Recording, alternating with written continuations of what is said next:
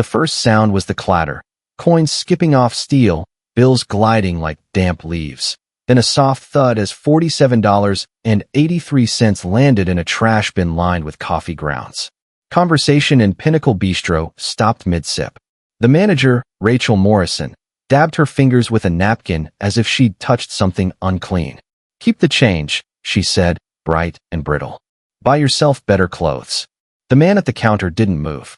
Dark skin, quiet posture, a scuffed jacket that looked more practical than fashionable. His name, though no one here seemed to ask, was Marcus. The calm in his face wasn't empty. It was a reservoir. He regarded the trash can, then Rachel, and finally the room flickering with secondhand shame. A businessman in the corner looked away. A college kid near the wall lifted her phone, hesitated, then went live. "This isn't McDonald's," Rachel added, scrubbing the polished counter with disinfectant where Marcus's money had rested seconds before. The spray hissed like stage fog. "We have standards." "Do you?" Marcus asked softly. The question was mild, but it carried. Eyes turned. Spoons paused. The espresso machine exhaled a nervous sigh. Rachel's smile sharpened. "Sir, can you afford our menu? I'd rather not explain the prices." Her posture, arms folded, chin tilted, broadcast importance to anyone who needed to be told who was in charge. Behind Marcus, a man in a near-identical button-down stepped up. White. Expensive watch. Rachel shifted without missing a beat.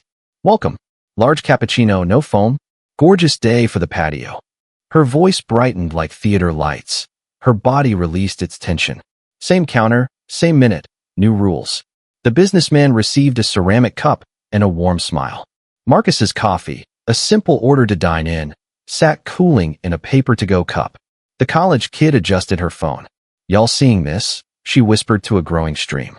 Different treatment. Same moment. "I'd like to speak with the manager," Marcus said.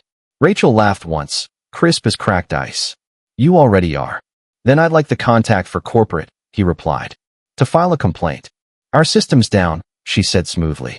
"All morning. Try later." "Convenient," Marcus murmured. He didn't raise his voice.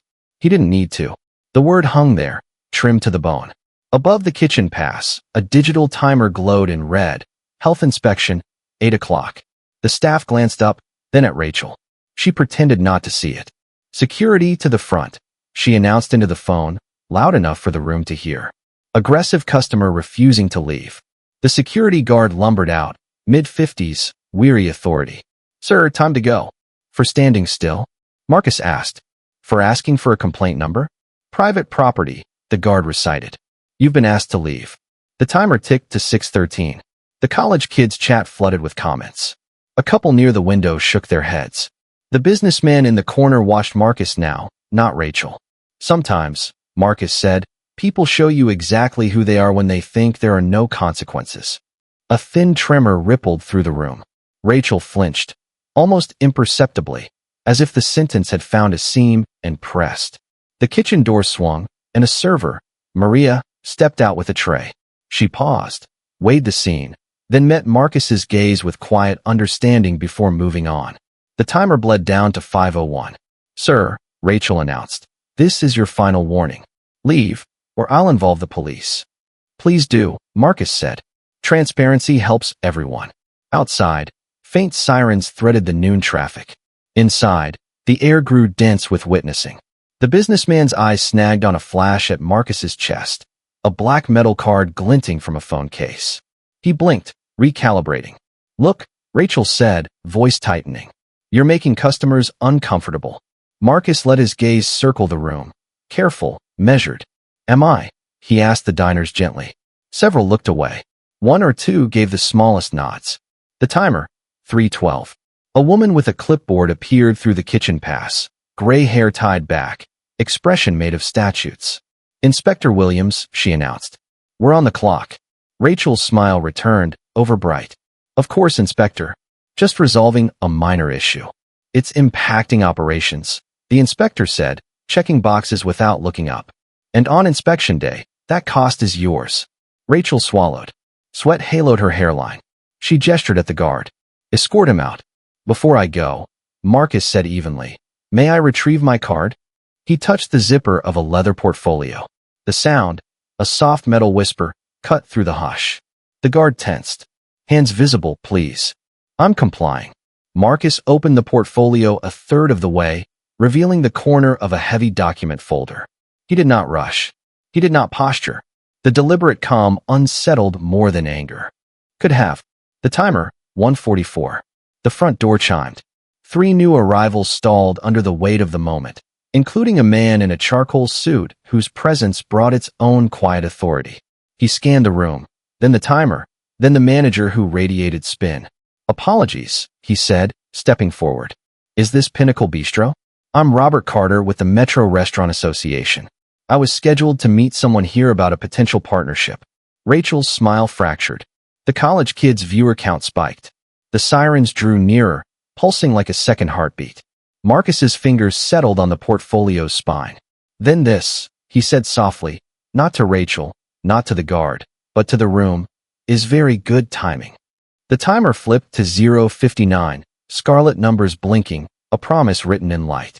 The crowd held its breath as Marcus began to slide a pristine white card from the leather, slowly, openly, while the sirens finally swelled at the curb and Inspector Williams lifted her pen. And just before the card cleared the edge, Rachel spoke. Too loud, too late, too certain. Call the police, she snapped. He doesn't belong here. The card rose. The room leaned in. The timer burned down. For a heartbeat, everything froze. The restaurant stood in suspended disbelief, cups half raised, spoons unmoving, while the air hummed with the nearness of sirens. Rachel's voice had carved the silence like glass, and now everyone waited to see if it would cut her instead. Marcus's hand completed its calm motion. From the leather folder, he drew a single card, white, thick, embossed with gold letters that shimmered under the overhead light. He placed it on the counter between them with the deliberate poise of someone who owned every second that followed. Rachel glanced down. The name meant nothing to her yet. Marcus Thompson, CEO, Thompson Hospitality Solutions. But Robert Carter, the man in the charcoal suit, inhaled sharply. He recognized it instantly, the name behind half a dozen high-end restaurant acquisitions across the state. Rachel's confusion deepened as she looked from Marcus to Carter. CEO, she repeated faintly, trying to laugh it off. You must be joking. No joke, Carter said grimly. Thompson Hospitality just finalized a major purchase this morning. His gaze shifted to Marcus. You don't mean? Marcus nodded once. Yes. As of 9:47 this morning, I own Pinnacle Bistro. The words detonated silently. Even the coffee machine seemed to stall. Zoe, the college student streaming live, gasped loud enough for her phone mic to catch it. Comments poured in faster than she could read them. He owns the place? Plot twist. Instant karma. Rachel blinked like someone waking underwater. You're lying, she whispered. That's impossible. Marcus opened the folder further, revealing official documents thick with signatures and seals. Asset acquisition agreement, he said. Pinnacle Restaurant Group. Purchase price, $2.3 million. Effective today. The guard's hand dropped away from his radio. Inspector Williams adjusted her glasses, peering at the paperwork. Those appear perfectly legitimate, she murmured. Robert Carter exhaled slowly. Miss Morrison, he said, his voice level but edged with authority. You just called the police on the property owner. Rachel swayed slightly. The blood drained from her face. I didn't know. How could I possibly know who he was? That, Marcus replied quietly, was the point. The sirens faded as the door opened. Officer Rodriguez entered, firm and composed. Rachel turned toward her with desperate relief. Officer, thank goodness you're here. This man. Rodriguez held up a hand as Marcus calmly handed over his documents and ID. She scanned them, her eyes narrowing in professional assessment. Everything checks out, she said finally. Mr. Thompson is indeed the new owner. The weight of that sentence broke Rachel completely. Her knees bent as if the floor had tilted beneath her. She looked at Marcus, unable to summon words. You treated me like garbage, Marcus said softly, in a place I now own. You didn't just throw away money. You threw away your integrity. The inspector's voice joined his. And your restaurant just failed 14 health code checkpoints. Conditional pass, pending correction. 72 hours. The color drained further from Rachel's face. The crowd murmured, astonishment, shame, vindication swirling together. Marcus closed the folder and stood tall. Let's make something clear, he said to everyone. I didn't come here looking for revenge. I came to see how this place truly operated when no one thought they were being watched. He looked back at Rachel. Now I know. Rachel whispered, please, don't do this. You already did, Marcus replied, voice steady. And the world is watching. Outside, the faint echo of sirens retreated down the street. Inside, Zoe's phone showed thousands of live viewers, the comments now a flood of praise, disbelief, and justice served. Marcus lifted his portfolio, gave the room a final, measured glance, and said, let's proceed with the inspection properly. I have ownership matters to settle. Rachel could only nod, small, broken, and pale, as the realization settled like a storm cloud. She hadn't just insulted a customer. She had publicly humiliated the man who now controlled her entire future. The noise in the restaurant had changed. It was no longer chatter or whispers. It was the quiet, sharp hum of disbelief. Everyone had seen the power shift happen in real time. Moments ago, Marcus was just another customer being humiliated. Now he stood as the owner, calm and composed, while the woman who had mocked him trembled behind the counter. Rachel clung to the edge of the marble surface as if it could anchor her. This can't be right, she stammered. I didn't mean any harm. It was just a misunderstanding. Throwing someone's money into the trash isn't a misunderstanding, said Officer Rodriguez firmly. It's humiliation. She turned to Marcus. Sir, would you like to press charges? Marcus looked at Rachel for a long moment. Not yet, he said. Some lessons are more powerful than punishment. Zoe's phone vibrated with constant notifications. Her live stream had exploded. Thousands of people were commenting, tagging local news, sharing clips. The words instant karma were already trending. Robert Carter crossed his arms, his tone cold and precise. Miss Morrison, I represent the Metro Restaurant Association. What I witnessed here is a textbook case of discrimination.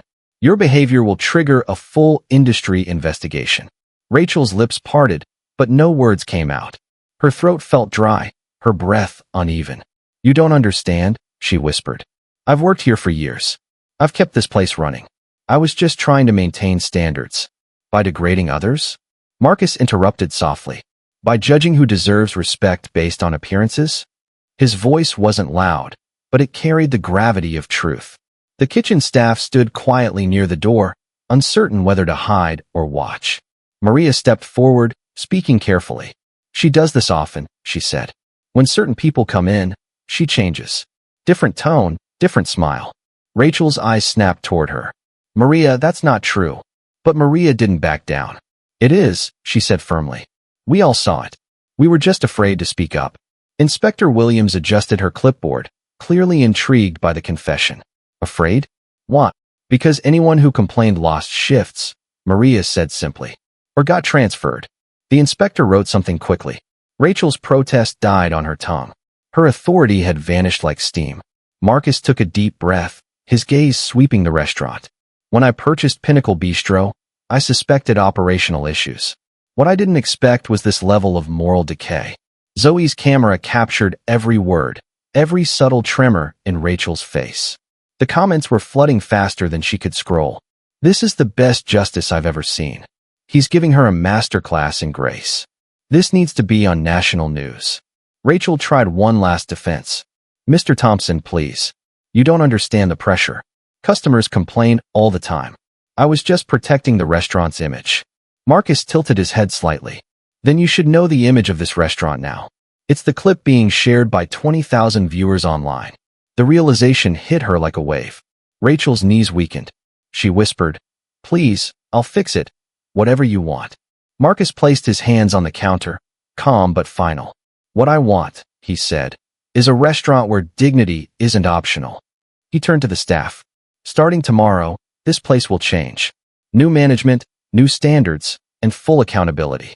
But for that to happen, he faced Rachel one last time. You're relieved of your duties, effective immediately. The room erupted in quiet gasps. Rachel blinked, stunned, like she hadn't heard the words correctly. Fired, she repeated, her voice breaking. Terminated, Marcus said gently. You can choose to leave with dignity. Or force me to call security again. Tears welled up as she looked around the restaurant that had once been her domain. Now, It wasn't just a place of work. It was the scene of her undoing. Officer Rodriguez nodded toward the door. Miss Morrison, I'll escort you out. Rachel gathered her things in silence. As she walked past the tables, no one met her eyes. The applause started softly, from Maria, then others joined. It wasn't cruel. It was relief, justice finally done. Marcus stood quietly, watching her leave. Remember, he said softly, mostly to himself, respect is free, but losing it costs everything. The next morning, sunlight filtered through the wide windows of Pinnacle Bistro, illuminating the same counter where everything had fallen apart the day before. The restaurant, once filled with tension and whispers, now carried a new kind of silence. Hopeful, uncertain, waiting. Marcus arrived early. No cameras, no audience, no drama, just purpose. He set his briefcase on the counter and looked around at the staff slowly gathering. Maria stood near the espresso machine, hands folded nervously. The line cooks emerged from the kitchen, their eyes wary but curious. Good morning, Marcus began, his voice calm but commanding. Yesterday was hard. It exposed a truth that had been hiding here for a long time. But today, we start something better.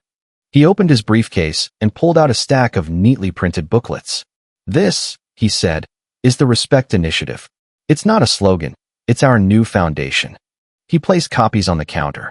The title on the cover read, Recognize Dignity. Embrace Inclusion. Serve with Integrity. Maria picked one up, flipping through the pages. You really mean to change everything? She asked quietly. Yes, Marcus replied. From how we greet people to how we treat each other behind the counter. This restaurant isn't just about food. It's about experience, trust, and respect. The kitchen door swung open as Inspector Williams entered again, clipboard in hand. Mr. Thompson, she greeted him. I came to verify your correction plan for the violations. Marcus gestured toward the spotless kitchen. Every workstation has been cleaned and reorganized. New sanitation procedures have been implemented. The staff completed a 4-hour safety refresher this morning. Williams nodded, inspecting surfaces and temperature logs. Efficient work. This place already feels different. That's the goal, Marcus said. We're not here to meet the minimum standards. We're here to set new ones. The inspector smiled slightly, a rare thing for her. Keep this up, and you'll turn yesterday's disaster into a case study. As she left, the employees exchanged glances of cautious pride. The room felt lighter. Marcus addressed them again. You've all seen what happens when leadership fails. But leadership isn't just one person, it's everyone. Each of you has a voice now. Each of you has a responsibility to protect the culture we're building. A young dishwasher raised his hand. Sir, what about people like me? We just do the cleaning. No one listens to us. Marcus smiled. That changes today. Every role here matters. If something's wrong, whether it's a health issue, discrimination, or unfair behavior, you report it directly to me. He handed him a small tablet device. This connects to the new system, the Pinnacle Promise app. Every customer and every employee can rate interactions in real time. If something goes wrong, I'll know within minutes. The dishwasher blinked. You'll really read them yourself? Every single one, Marcus replied. Maria stepped closer. What about new management? She asked cautiously. You're looking at it, Marcus said with a small grin. Maria, I've reviewed your performance reports. You've been here longer than most. You handled yourself with professionalism even under poor leadership. Effective today, you're the new assistant manager. Maria gasped softly. Me? Thank you, sir. I won't let you down. I know, Marcus said. Because you already didn't. The announcement brought a wave of murmurs, then quiet applause. For the first time in months, the team looked proud instead of afraid. He turned to the kitchen. Carlos, he said to the senior cook, you're now the head chef. You'll oversee training and menu development. Carlos's eyebrows shot up. Head chef? Sir, I've never managed anyone before. Then it's time you learn, Marcus said. Skill can be taught. Integrity can't. The morning continued with renewed energy. Employees wiped down counters not out of fear, but pride. Customers entering the restaurant were greeted warmly, regardless of their background or attire.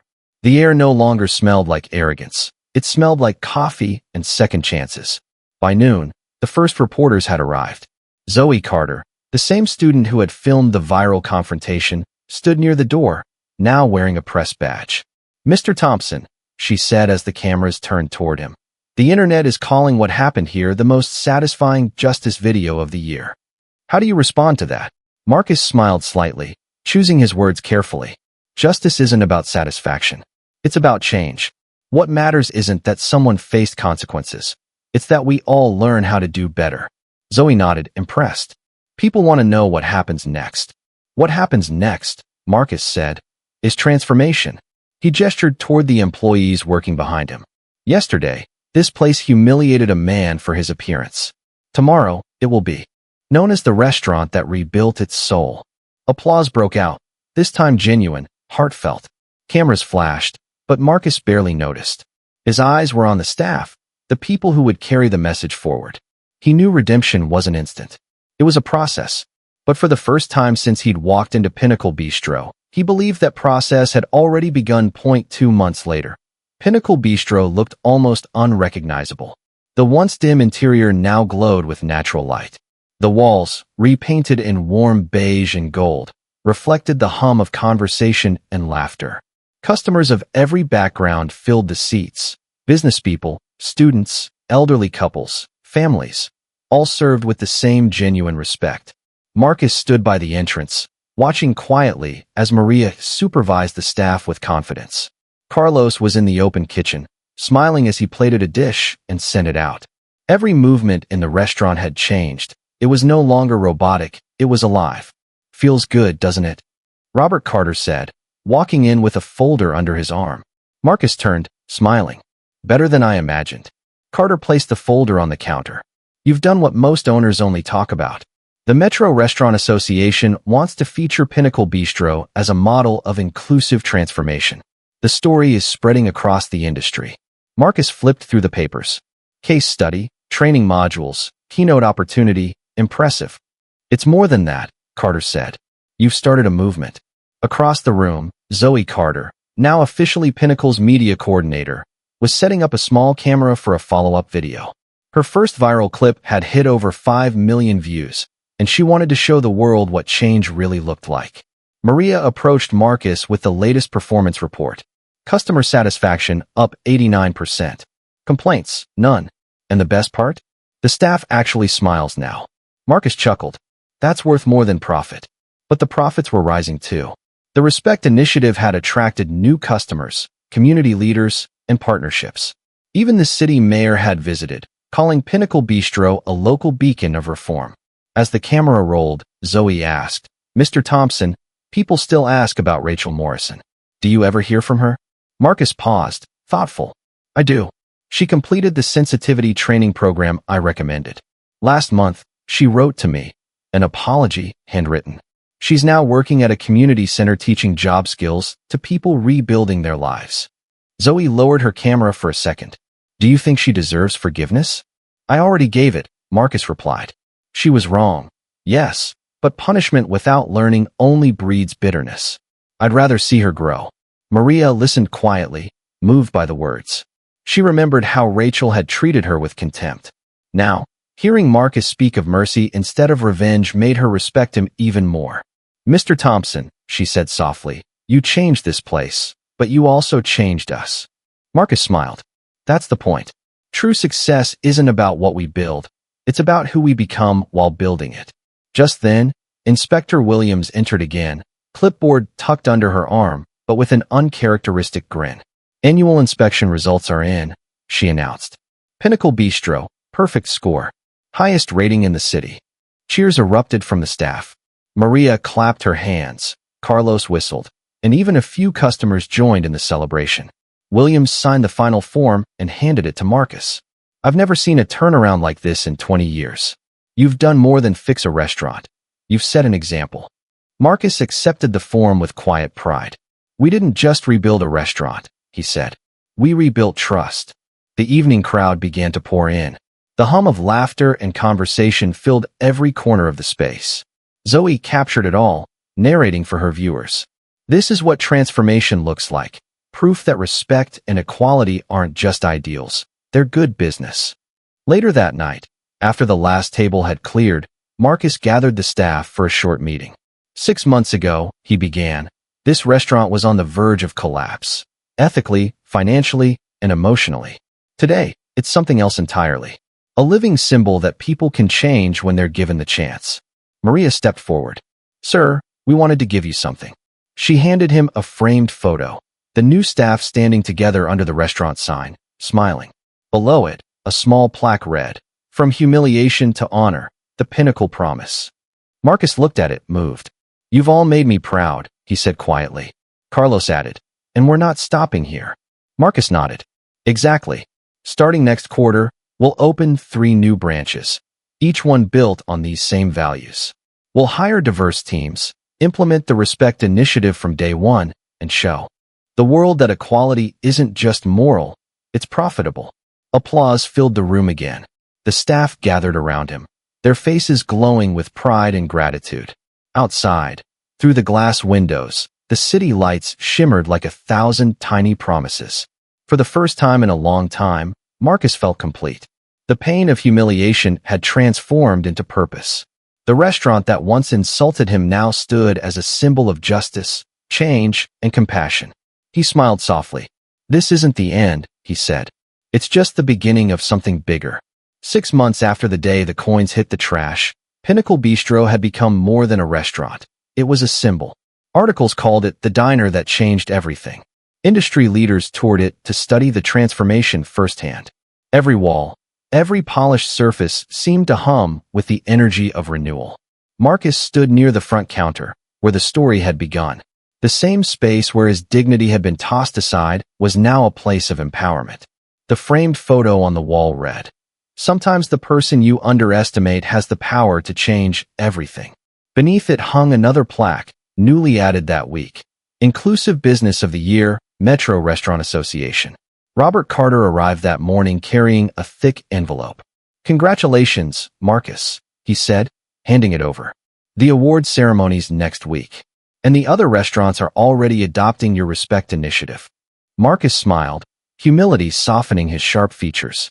It's never about one place. It's about changing the way people think when they walk into any business. Maria joined them, holding her new quarterly report. Revenue's up 34%, she said proudly. 0 complaints. Staff turnover, none. 2 of our dishwashers started their own catering business with the support fund. That's exactly what I hoped for, Marcus said. When respect becomes policy, prosperity follows. From the corner, Zoe's voice piped up. She was live streaming again, her channel now devoted to stories of justice and reform. Mr. Thompson, she asked, people online want to know, what happened to Rachel Morrison? Marcus paused, thoughtful. Rachel completed her training, he said softly. She's been working at a community center helping others rebuild their lives. Last month, she sent me another letter, apologizing again, but this time thanking me for giving her a chance to change. Zoe lowered her phone for a moment, surprised. You're really going to lift the employment ban? In a month, yes, Marcus said. Everyone deserves a second chance, if they've earned it. The staff nodded quietly, understanding that forgiveness was the final step of transformation. It wasn't weakness, it was wisdom. A familiar voice interrupted the moment. Mr. Thompson, said Inspector Williams, entering with her clipboard. Annual review's done. Highest possible health rating. And I'm nominating Pinnacle Bistro for the State Excellence Award. Cheers filled the restaurant. The team hugged, some wiping away tears. The transformation was complete, not just in policy, but in spirit. As evening fell, Marcus gathered everyone for their weekly meeting. The light through the glass doors bathed the room in soft gold. 6 months ago, he began, this place was poisoned by arrogance. Today, it's proof that dignity can heal what hatred breaks. He looked around at the smiling faces, Maria, Carlos, Zoe, and dozens of others. We're not just serving meals anymore, he said. We're serving an example. Maria raised her hand. Sir, what's next for us? Marcus smiled. Expansion. 5 new branches next year. Each one will be built on inclusion, transparency, and community partnerships. We'll show the world that good business starts with good hearts. Applause thundered again. The team gathered for a group photo under the plaque. The camera clicked, freezing that moment forever. Later, after closing time, Marcus lingered by the counter. The city lights shimmered outside, reflected in the spotless marble surface that once held the ashes of prejudice. He took $100 bill from his wallet and dropped it gently into the trash bin, the same place where his change had been thrown away. Maria, locking up, saw the gesture and tilted her head in confusion. Marcus smiled. "Sometimes," he said softly, "you have to throw away the old system to build a better one." The money, he explained, would go into the Employee Education Fund, a reminder that what began as humiliation had become hope. Zoe uploaded the final scene to her channel that night. The clip spread quickly across platforms, captioned, "From Disrespect to Redemption, the True Story of Pinnacle Bistro." As the video faded to black, Marcus's recorded voice carried the final message, steady and sincere. Until next time, this is Marcus Thompson reminding you that respect is earned through action, change comes through ownership, and justice looks like systems that protect everyone's dignity.